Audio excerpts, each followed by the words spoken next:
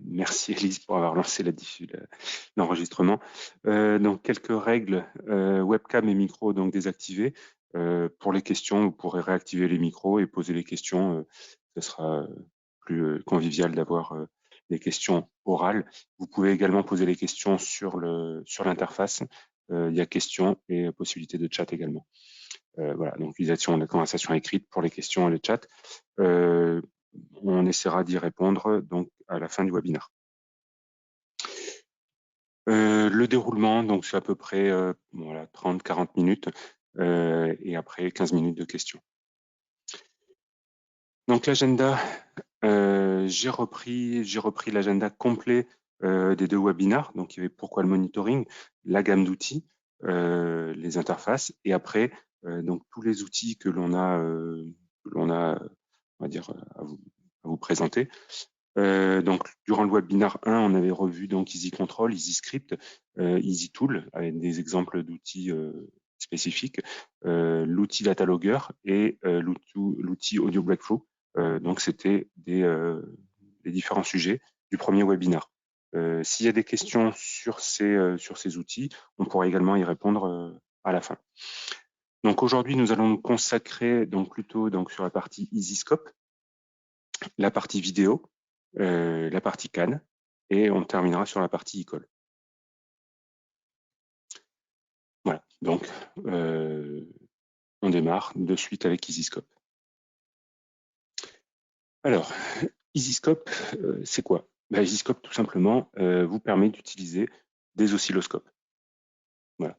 Vous pouvez choisir parmi les différentes fonctions de mesure que vous souhaitez, comme le maximum, le minimum, la fréquence, rapport cyclique, pic-pic, la période et même la fonction masque. Donc cette licence vous permet également de sauvegarder les réglages de l'oscillo pour les envoyer au début du test.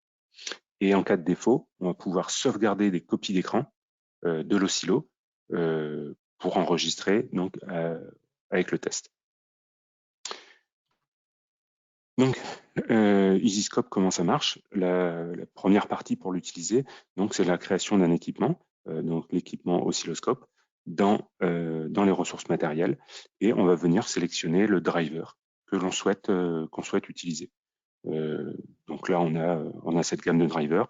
Si vous avez un équipement qui n'est pas dans cette liste, on pourra le développer.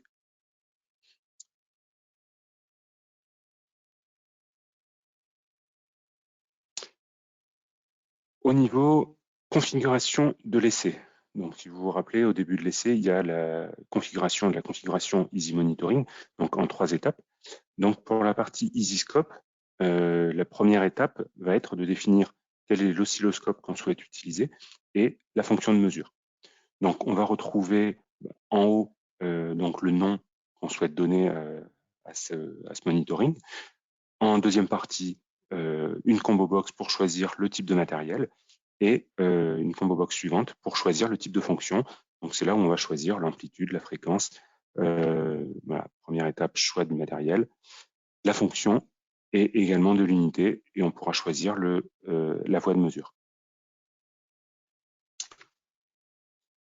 La deuxième partie, si vous vous rappelez, donc il y a une partie synchronisation, donc ça qui est la même que pour Easy Control, donc je vais pas revenir dessus. Une partie configuration de mesures multiples, c'est exactement la même chose, et les conditions de défaut. Donc là, cette fenêtre est exactement la même que pour les outils de type Easy Control. Là, c'est une seconde partie qui est dédiée au masque. Donc voilà, si on utilise la fonction masque, il va falloir définir une tolérance autour du masque. Donc on va définir une tolérance en X et en Y. Donc soit en division, comme c'est écrit, soit en unité, donc c'est-à-dire en volts et en temps. Donc ça, c'est la deuxième étape si on utilise la fonction masque. Et enfin, la troisième partie, donc ça va être principalement dédié au réglage. On va avoir différentes possibilités pour choisir les réglages. Donc, soit en réglage automatique, soit on va mémoriser les réglages. Donc, on va pouvoir les lire et les envoyer au début du test. on va pouvoir le vérifier, ces settings, avant le test. Et la dernière option que j'ai déjà parlé précédemment, c'est la partie screenshot, unfold. Donc, c'est si l'équipement permet de faire des copies d'écran, on va venir récupérer l'image du scope que vous pourrez après avoir dans le rapport.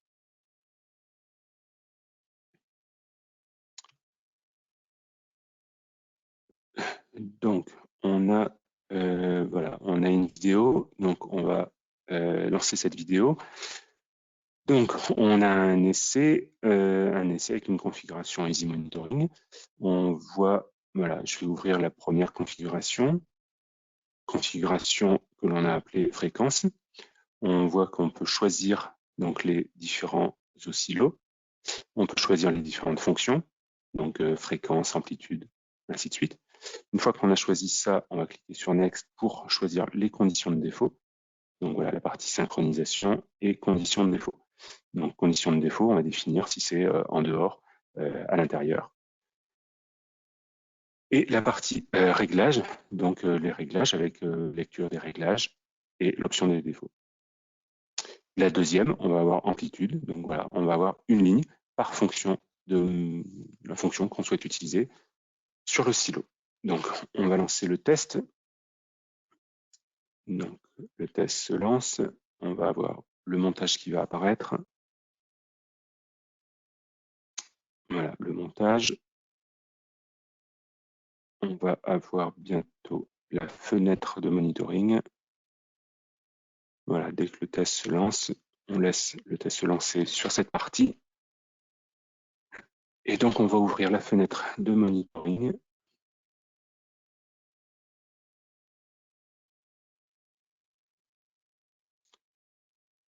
Voilà, donc on voit la fenêtre de monitoring avec les deux limites définies pour la mesure de fréquence, pour la mesure d'amplitude.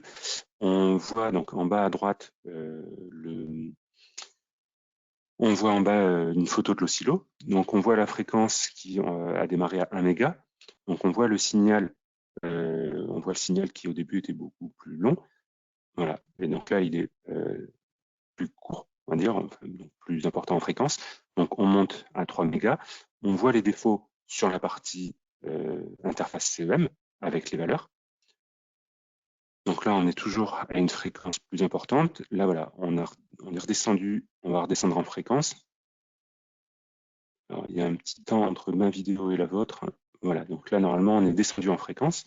Donc, on le voit sur le signal et on le voit sur l'interface de monitoring. On est passé donc de 3 à 1.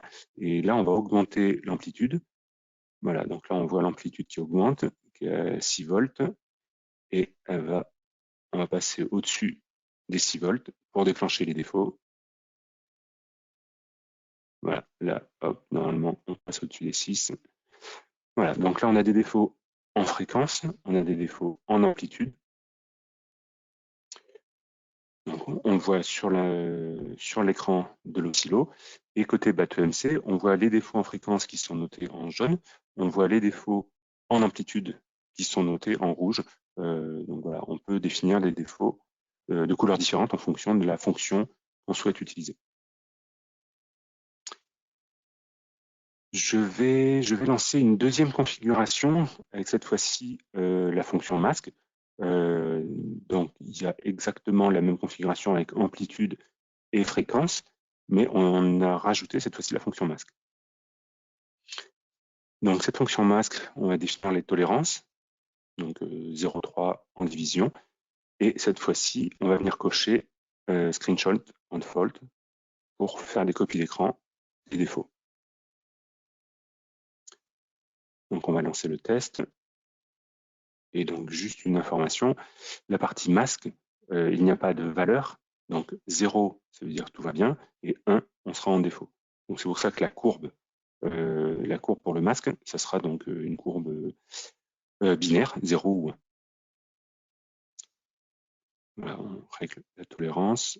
On va ouvrir la fenêtre de monitoring. Donc, vous voyez toujours en bas à gauche la fréquence, en haut à droite l'amplitude, et en haut le masque, en haut à gauche.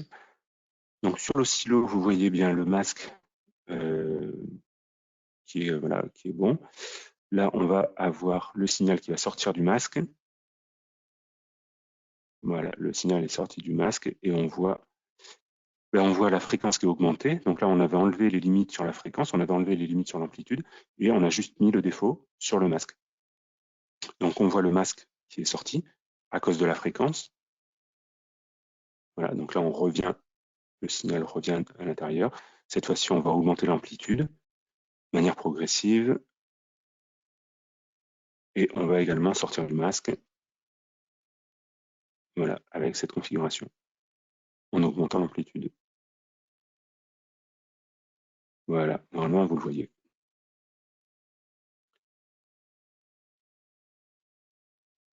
Voilà. Donc, on a soit la possibilité de surveiller la fréquence, l'amplitude avec des limites, soit on peut tout simplement lire l'amplitude, la fréquence et venir les récupérer. Vous voyez sur la partie BAT-EMC, donc il va apparaître, voilà, ici vous voyez les chemins des fichiers enregistrés pour les copies d'écran dans la partie BAT-EMC. Et pour finir, on va juste montrer une copie d'écran. Voilà, dans l'explorateur, on peut afficher, voilà, la copie d'écran. Donc là, c'est directement la copie d'écran qui provient de l'oscillo. Voilà. Et donc cette copie d'écran, on peut après l'utiliser pour mettre dans le rapport. Voilà, hop. Voilà la partie EasyScope. Sur la partie vidéo, donc comment contrôler une vidéo? Donc avec BAT-EMC, on peut contrôler donc une vidéo à partir de plusieurs méthodes. Donc, on va dire principalement deux méthodes. La première, c'est une solution Nexio. Donc Nexio propose le logiciel Batimage, qui est un logiciel de comparaison d'images vidéo. Donc c'est un logiciel relativement simple qui va venir comparer une image. Donc on va le voir juste après. Et on propose également des solutions externes. Donc on a développé des interfaces pour communiquer avec des logiciels d'acquisition vidéo. Donc en général, c'est des logiciels qui sont inclus avec du matériel. Donc ils fournissent des logiciels et le matériel donc, associé. Et donc nous, on va venir communiquer avec le logiciel pour faire différentes actions. Bon, j'en reste là puisque je vais en parler juste après. Donc, Batimage. Donc déjà, premièrement, la solution interne. Batimage, c'est quoi? C'est un système composé de deux choses. Premièrement, le logiciel et un boîtier d'acquisition. Donc pour le boîtier d'acquisition, on propose deux solutions. Donc soit un boîtier d'acquisition avec une connectique RCA, donc c'est celui qui est affiché, soit une connectique HDMI. Voilà.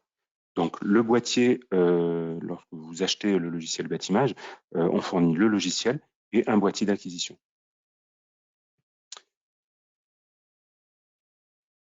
Voilà, donc voilà l'interface. Donc on a changé l'interface de Batimage. Donc elle est voilà, c'est la nouvelle interface Batimage. Pour résumer l'utilisation de Batimage, on va créer une image de référence et par rapport à cette image de référence, on va venir surveiller la vidéo courante. Si quelque chose change, si quelque chose est modifié, on va détecter un défaut. Alors, on va pouvoir définir un pourcentage de variation. On va pouvoir définir, c'est ça qui va principalement définir s'il y a un défaut ou pas, c'est ce pourcentage de variation. On va pouvoir définir autant de zones. Donc là, vous voyez à l'écran, je ne sais pas si ça se voit bien, on a une zone rouge autour du cadran de droite. On va pouvoir définir des zones, donc autant de zones que vous le souhaitez. Ça fonctionne avec des caméras, comme j'ai dit, en RCA HDMI, mais également avec des caméras IP. Et à la fin de l'essai, de la même manière que EasyScope, on va enregistrer les images en défaut. Donc, hop, on a une petite vidéo qui explique le fonctionnement de Batimage. Donc, bon, ouverture d'un projet.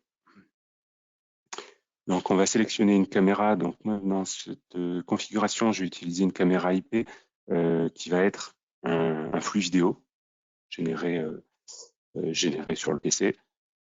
Voilà, donc on a un cadran, un tableau de bord d'un véhicule. On va cliquer sur Capture référence pour créer cette image de référence. Donc, on a l'image de référence à droite et le flux vidéo à gauche. On crée une zone de surveillance. Donc, on va surveiller l'aiguille du contour. Donc, on va se mettre ce carré au milieu et on voit que le carré est vert quand l'aiguille n'y est pas et il passe au rouge quand l'aiguille le traverse. Voilà, donc on va pouvoir surveiller une aiguille en définissant une zone, on va pouvoir définir surveiller des voyants et on va définir quelle est la zone qui était en défaut. Donc on va le lancer avec BateauMC pour avoir une vue, une utilisation réelle. Voilà, donc le test se lance.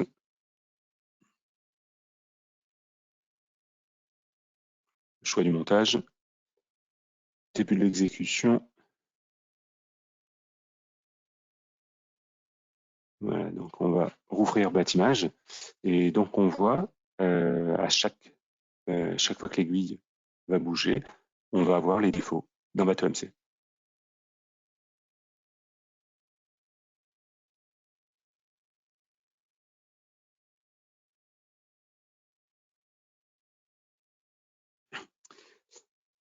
Donc on a les différents défauts notés, bon, cette fois-ci RPM pour avoir le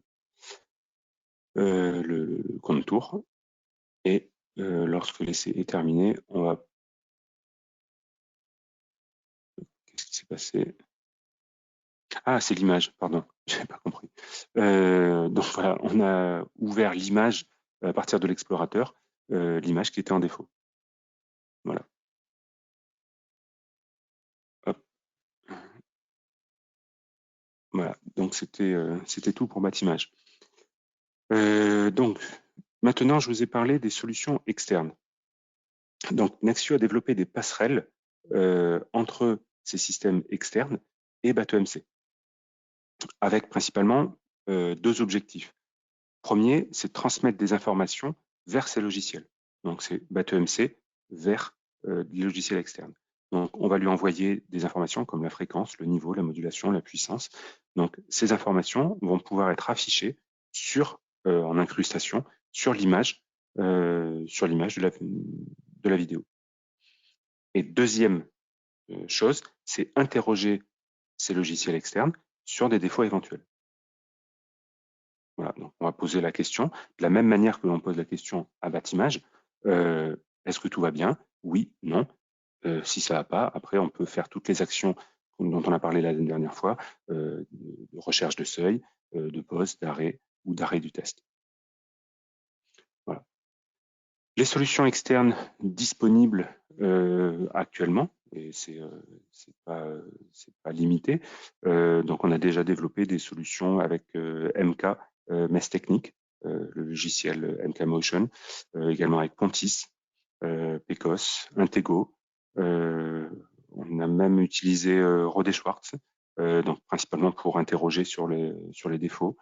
CE System, CE Camvision. Donc là, c'est un exemple, différents exemples d'outils qu'on a fait pour ces solutions externes. Donc en général, voilà, eux proposent des solutions packagées. Certaines solutions sont beaucoup plus performantes d'un point de vue détection que notre solution. Après, voilà, il y a aussi une question de prix.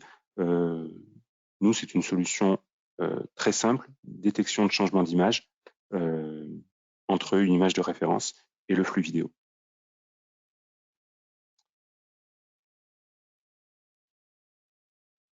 Voilà pour la partie surveillance vidéo. Donc, on va passer à la surveillance du CAN. Donc, le CAN, ben encore une fois, un petit peu comme Batimage, BateauMC va pouvoir proposer différentes solutions pour surveiller ce CAN. Donc, 2 interfaces à votre disposition. La première, c'est des solutions liées au logiciel de la société Vector. Donc, Canoe, Canalizer, Canapé. Donc, le CAN est, on va dire, principalement utilisé dans l'automobile. Voilà, donc Canoe est assez répandu dans l'automobile. La deuxième solution, c'est une solution Peak System, PCAN, qui cette fois-ci permet juste d'envoyer et de lire des valeurs sur le CAN. Donc, c'est beaucoup plus simple que la solution avec Canoe. Voilà, mais c'est 2 utilisations différentes. Donc, là, sur ce slide, on a voulu montrer l'interface Canoe. Donc, évidemment, l'objectif, c'est surtout pas de faire une formation Canoe, mais voilà, c'est d'expliquer le lien entre BateauMC et Canoe. Donc, juste pour expliquer rapidement Canoe, l'objectif de Canoe est de simuler la communication entre les différents calculateurs d'un véhicule avec le calculateur sous test. Donc, le calculateur sous test va avoir l'impression d'avoir le véhicule en entier avec Canoe. Donc, Canoe va permettre de définir des variables, des signaux, des configurations de test et envoyer ces signaux sur le bus CAN. Et donc, BateauMC va pouvoir venir les récupérer ou également envoyer des informations sur le bus CAN. Voilà. Donc, l'interface BateauMC Canoe va permettre d'envoyer et de lire sur le bus des variables, des signaux, de modifier des paramètres de simulation, de déclencher des séries de tests pour modifier l'environnement de test, de lire les calculateurs variables, de lire des résultats faits par Canoe.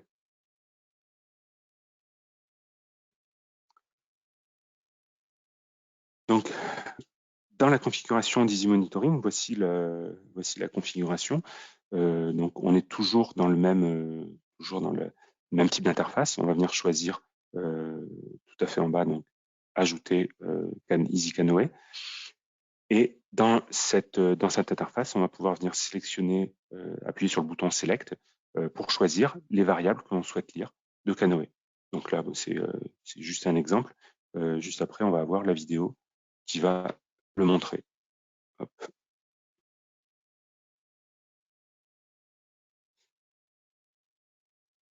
Voilà, donc on est sur une configuration Easy Monitoring. On va venir sélectionner Ajouter Canoe, Easy Canoe. On va choisir un nom pour la fonction. On va pouvoir définir ce que l'on souhaite lire, donc des signaux. On va appuyer donc sur le bouton Select pour venir ouvrir la base de données Canoe. Donc là, c'est des informations qui proviennent de Canoe, donc des informations confort, powertrain, tester. Donc ça, c'est les variables de Canoe. Donc, on va ouvrir Canoe pour voir quelques variables. Donc, on a les variables, par exemple, car speed, ABS data, engine speed, et de l'information boîte de vitesse. Donc, on va lire ces informations dans BateauMC. Donc, on va choisir sur Select Powertrain, ABS data, car speed. Donc, on va noter l'information, car speed, avec l'unité, et on va venir ajouter la ligne. La deuxième information qu'on va venir lire, on va venir lire la vitesse du moteur, engine speed, en rotation par minute. Voilà, c'est bon. Engine speed. Donc là, c'est des informations qu'on vient lire depuis Canoe. On va faire la même chose. Qu'est-ce qu'on fait maintenant? Si maintenant on va prendre l'information brake active, donc si on appuie sur le frein, donc là c'est une information oui ou non, voilà, brake active. Donc dans ce cas, il n'y a pas d'unité. Voilà, donc c'était pour avoir des signaux et également des variables. La dernière information qu'on souhaite avoir, c'est une information qu'on va envoyer à Canoë. Donc, on va décider de lui envoyer la fréquence. Donc, pour lui envoyer la fréquence, on va définir dans les variables de Canoë. Donc, normalement, on va ouvrir Canoë pour voir la définition des variables. Voilà, donc on a les variables, la configuration des variables système. On a rajouté une ligne qui est la fréquence, donc de type double. On a rajouté cette variable et on va pouvoir, depuis BateauMC, lui envoyer la fréquence. Voilà, donc dans BateauMC, on va écrire fréquence. On va définir l'unité et le mettre dans la variable que l'on vient de définir. Voilà, donc puis on a également les variables d'environnement qu'on peut utiliser. On va en rester avec ces 4 informations, donc le signal, la boîte de vitesse, le frein et l'information fréquence. On va mettre une condition de défaut sur la vitesse, vitesse supérieure à 40, pour avoir une limite. Voilà, et pouvoir lancer le test.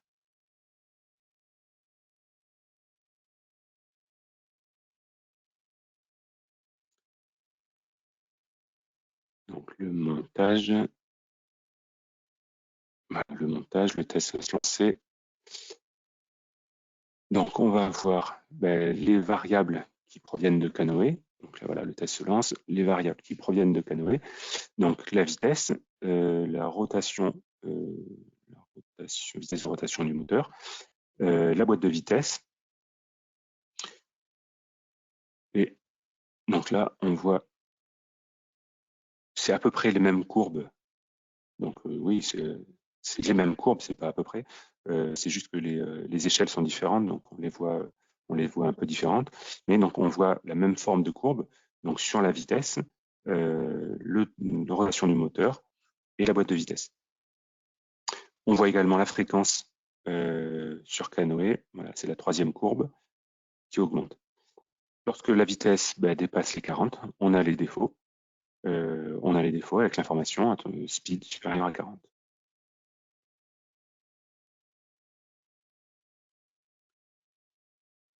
Voilà. Et l'information bref, oui, c'est vrai qu'on l'avait en bas à droite.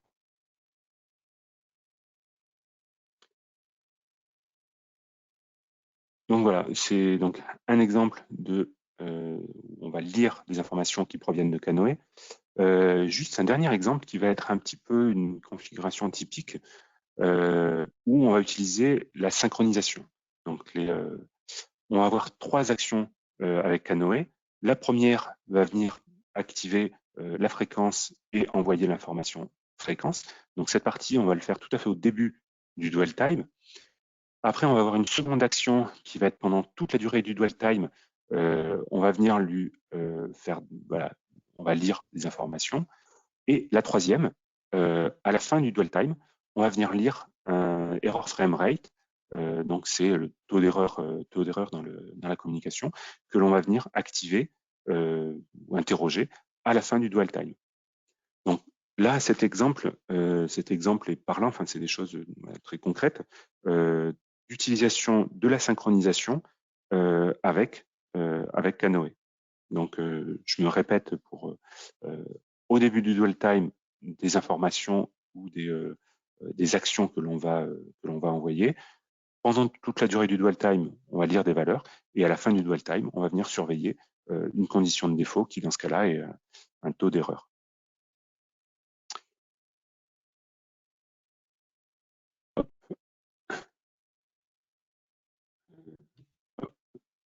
Voilà pour Canoë. Canoë. L'interface BateauMC Canoë. Je n'ai pas la prétention de faire une formation sur Canoë. La deuxième possibilité que l'on va avoir pour le PCAN va être d'utiliser des outils donc PCAN, Peak System. Donc cette interface permet d'envoyer et de recevoir des informations directement sur le CAN, sur le bus CAN. On va avoir deux petites vidéos très rapides Donc, un outil qui va faire pecan send, on va venir envoyer des trames. Donc, envoyer l'information fréquence, donc pecan send. Voilà, le frame ID, on va lui définir sur quel frame ID on souhaite envoyer l'information. Donc, on voit les différentes possibilités depuis BateMC, information qu'on souhaite envoyer. On va cliquer sur terminer, on va lancer le test et on va utiliser le petit soft donc de PeakSystem Pecan Viewer pour voir les informations qu'on envoie. Voilà, c'est pas très démonstratif, mais voilà, c'est pour montrer une utilisation autre que Canoë pour communiquer sur le Buscan. Donc là, voilà, le test se lance. On va ouvrir Pecan View et dans la trace, alors on va voir, pour ceux qui sont très forts en lecture et hexa, on va voir la fréquence en hexa. Voilà, bon, vous pouvez nous faire confiance, c'est bien la valeur en fréquence, mais elle est en hexa.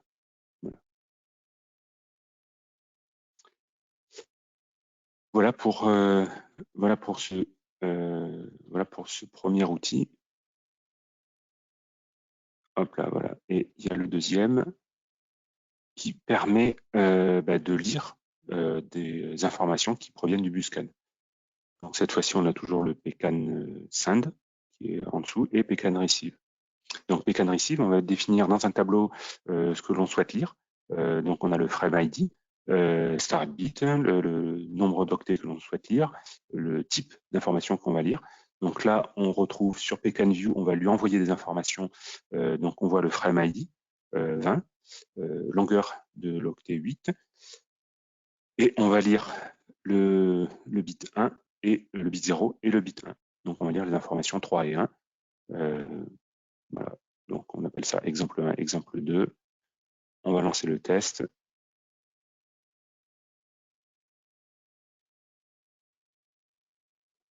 Accélérer un petit peu. Voilà. Hop. Donc on voit les informations 2 et 3. Et si on utilise Pecan View pour changer les valeurs vont changer directement dans l'interface. Voilà. Voilà. C'était tout. C'était principalement pour montrer l'utilisation, une seconde utilisation de la communication sur le CAN. Donc le dernier outil que je vais vous présenter, l'e-call. Alors l'e-call, c'est quoi? L'e-call, c'est un système qui permet d'appeler les secours en cas d'incident. Donc c'est un système de sécurité dont toutes les voitures homologuées doivent être équipées à partir de 2018 en Europe. Donc le système va se déclencher automatiquement en cas d'accident. Les occupants peuvent aussi le déclencher manuellement grâce à un bouton dans l'habitacle. Et lorsque le système est déclenché, il cherche à établir une communication téléphonique avec un centre d'appel de secours et on va transmettre des informations et les occupants peuvent dialoguer, donc s'ils sont encore conscients, et s'ils sont pas conscients, le logiciel va transmettre des informations, donc des datas, tels que le nombre de passagers, la position GPS, le type de carburant. Voilà. Toutes ces informations vont être transmises au poste de secours. Donc, voilà, je ne vais pas rentrer dans tout le détail de l'e-call. L'objectif de l'outil va être, donc pendant le test d'immunité, de déclencher un appel e-call depuis le véhicule et de récupérer et vérifier le contenu du MSD. Donc, je rappelle, MSD, c'est toutes les données. J'ai plus l'acronyme pour MSD. Bon, Simon pourra m'aider s'il y a des questions là-dessus. Non, mais le MSD, c'est toutes les données que l'on va transmettre au système, à la sécurité. Donc, l'outil doit s'interfacer avec un simulateur de station de base, un générateur de signaux GNSS, pour le GPS, et un simulateur PSAP. Donc, voici l'interface de l'e-call. Donc, c'est l'interface pendant le test. Donc, l'outil va permettre de paramétrer un panneau de paramètres. Le canal de la station de base. Les constellations de satellites à simuler pour le GPS. On peut aussi paramétrer le temps d'attente maximum pour l'établissement de la connexion pour le déclenchement de l'appel. Donc les panneaux d'initialisation et de test permettent d'effectuer les actions sur le système comme activation, désactivation, déclenchement d'appel. Voilà. On va différencier 3 types de défauts. Le premier, c'est si la position est différente avec la position de référence. Deuxième type de défaut, défaut donc de data, MSD, si un autre champ que la position est différente. Donc voilà, je ne vais pas lister tous les champs, mais s'il y a des informations comme la date, l'heure, type de véhicule, ainsi de suite, voilà. Et le troisième, donc si le timeout de la communication n'a pas été établi dans le temps imparti.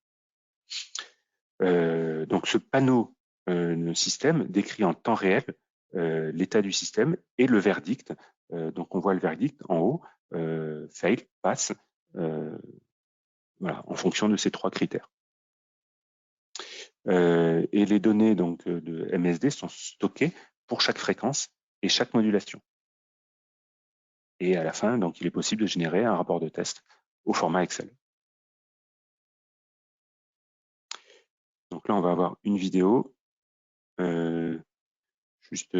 Simon, si tu veux prendre la parole, il n'y a pas de souci. Autrement, moi, je continue. Voilà, donc à l'exécution du test, l'e-call s'ouvre. BatoMS attend que l'utilisateur ait terminé la phase préliminaire. Donc, il faut commencer par régler les paramètres du système. Canal, positionnement dans le canal, constellation de satellites. Voilà, le bouton arrêt entre les sous-bandes permettra de refaire la référence à chaque sous-bande ou au contraire d'utiliser toujours la même. Une fois le système paramétré, il peut être activé.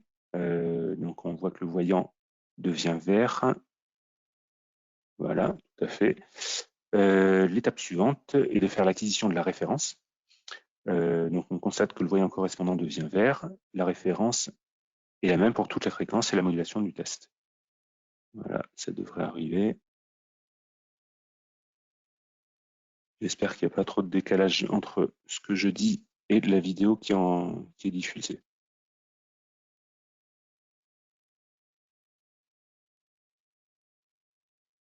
Voilà, donc après, il est possible d'utiliser le bouton manuel pour vérifier, par exemple, qu'on tient bien, voilà, on est sans défaut, en dehors du test d'immunité. On constate que le voyant verdict donc, passe au vert, car toutes les données et les références sont identiques. Dans le cas où les éléments sont différents, les voyants de défaut sont mis à jour, voilà, MSD, position ou timeout. Lorsque l'utilisateur est prêt à démarrer le test, il peut cliquer sur automatique et l'outil e-call passe alors en lecture seule et la fréquence et la modulation se synchronisent avec le test.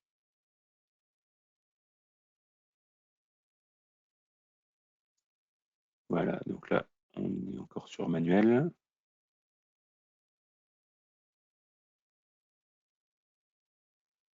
On a les différents types de simulation. Voilà. Hop, on va passer en automatique. Normalement, c'est ce que vous allez voir. Voilà, je pense que c'est bon. Voilà, donc là, on est en lecture seule et on lance le test de MS.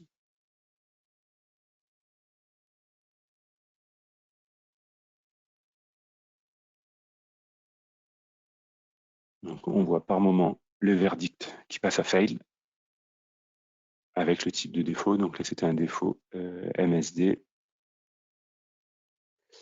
Et donc là, on va générer un rapport Excel avec toutes les informations.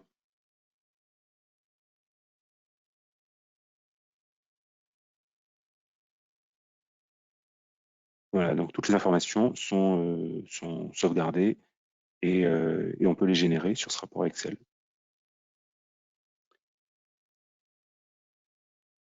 Et si on rouvre, voilà, si on rouvre le test, on retrouve euh, toutes les informations dans l'outil.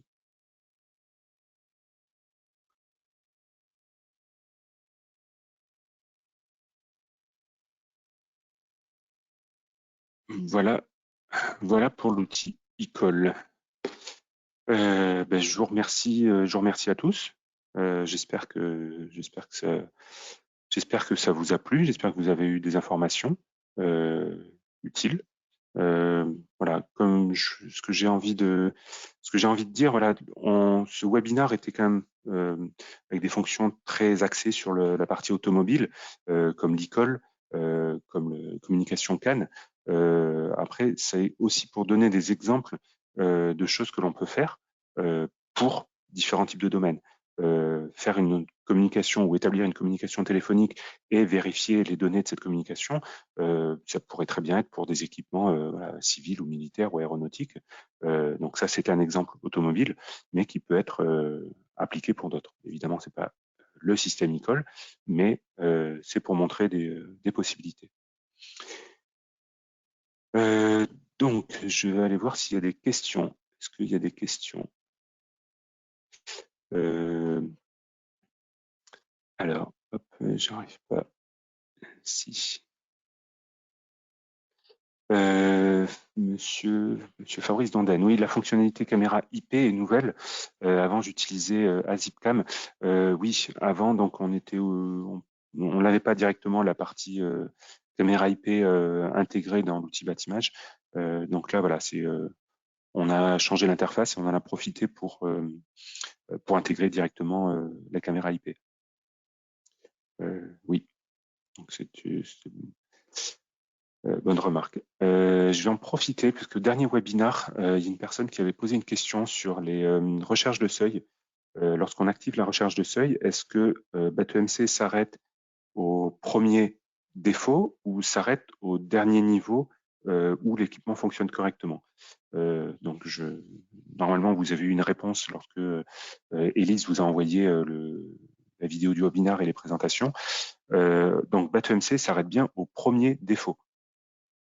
Donc, lorsqu'on remonte pour faire cette recherche de seuil, le niveau qui va apparaître dans BateauMC, c'est bien le premier niveau en défaut.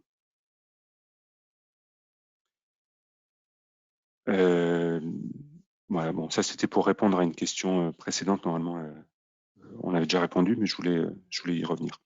La nouvelle version de Batimage sera disponible à voilà, je pense premier trimestre 2021.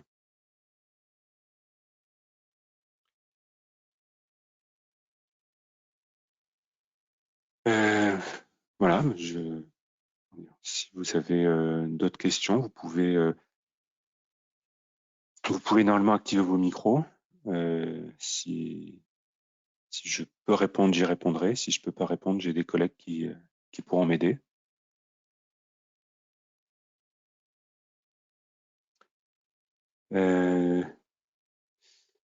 Est-il possible d'envoyer l'information fréquence dans Canapé? Alors je pense que oui. Je pense que oui. Alors après, avec Canapé, je sais qu'on a eu plus de difficultés que Canoë et Canalizer, mais normalement, je vais dire oui. On peut envoyer la fréquence avec Canapé. Euh, J'ai une deuxième question. Est-il envisageable d'avoir des formes polygonales plutôt que des rectangles? Pour l'instant, non. Mais ça peut faire partie des évolutions que l'on pourrait envisager.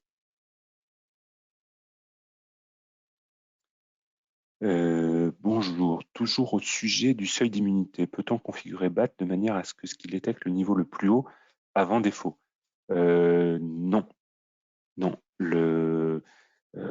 BAT va, comment dire, lorsque vous n'avez pas de défaut, bah, vous avez la courbe qui est au niveau de la consigne. Donc là, la courbe, quand il n'y a pas quand il n'y a pas d'indication sur la courbe, c'est que l'équipement fonctionne. Dès qu'on va avoir un marqueur, le marqueur va indiquer que l'équipement ne fonctionne pas. Donc le niveau le plus haut avant défaut, c'est voilà, ça va être le niveau juste en dessous.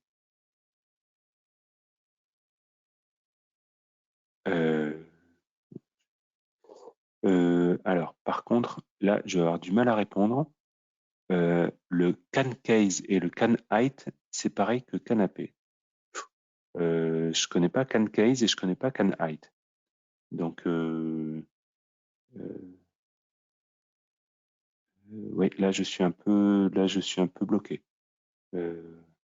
Soit si tu peux. Ah, Renaud Dupendant, je peux pas activer mon micro. Alors, hop, Renaud Dupendant, autoriser. Élise, tu peux activer le micro de Renaud Dupendant? Ça a l'air de fonctionner là. Ah, bonjour Renaud. Oui, bonjour. J'avais une question sur les outils de monitoring vidéo. En Oui. fait, je vois que vous avez un certain nombre de solutions ou de partenariats avec d'autres entreprises. Est-ce que vous avez une comparaison des différentes possibilités sur chaque solution proposée? Ah non, ah non, là je suis Non? désolé. Euh, non, non, non, là euh, comment dire? Non, non, non, là je peux pas, ce que l'on pourrait donner, c'est nous ce que l'on fait. Nous, ce que l'on fait avec chacun, mais je sais que avec certains, on peut avoir certaines actions, comme par exemple écrire les informations ou lire. Donc, je sais que MKMS Technique, on fait les deux. Pontis, je pense qu'on fait les deux. Après, les autres, voilà, je pense qu'on doit avoir juste l'interrogation, pas forcément de pouvoir écrire. Euh, Après, non, j'ai pas, comment dire, j'ai pas la connaissance de leur logiciel pour savoir ce qu'ils peuvent faire. Typiquement, je vais D'accord. dire que lorsqu'on va interroger le défaut, je sais que MK, si je parle d'MK, c'est peut-être celui dont on a le plus installé. Euh, MK, ils ont un logiciel extrêmement puissant. Euh, voilà. Après, le système, voilà, le prix est proportionnel à la capacité du système, hein. Donc c'est pas, c'est c'est bien plus cher que Batimage. Mais je sais qu'au niveau des fonctionnalités, ils ont des fonctionnalités où ils peuvent surveiller des, ils peuvent même surveiller, au lieu d'avoir surveillé uniquement une image, ils peuvent surveiller un flux vidéo. C'est-à-dire typiquement si on veut surveiller des clignotants, euh, là c'est possible. Nous, surveiller un clignotant, on ne pourra pas. On va pouvoir surveiller voilà, une image fixe. Euh, D'accord. voilà, je sais, mais MK, je pense que de ce que j'avais vu, ils sont pas seulement dans le domaine de la CEM, ils sont même dans le domaine je veux dire, de la surveillance. Enfin, certaines fois, j'avais vu des présentations, voilà, extrêmement poussées. Ok, merci. Euh, et sur Paris, on a différents clients qui l'utilisent. Enfin, si tu as besoin, je pourrais te donner, voilà, les gens qui l'utilisent, si tu veux aller voir. D'accord. Ok, merci. Merci Renaud. Euh, Monsieur Lantry Younes, je ne sais pas si vous pouvez activer votre micro. Voilà, le can case et le can height, c'est pareil can canapé. Enfin, j'ai pas bien compris votre question. Hop, je sais pas si je peux, ou Elise, si tu peux envoyer demande d'activation du son. J'arrive pas à l'activer non plus.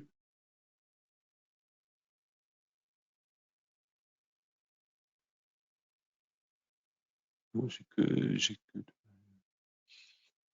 euh, Elise, je sais pas si tu es là.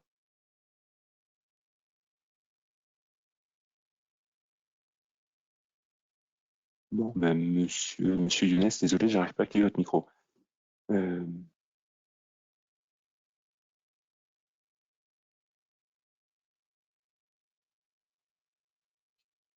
bon, j'ai pas d'autres questions. Euh,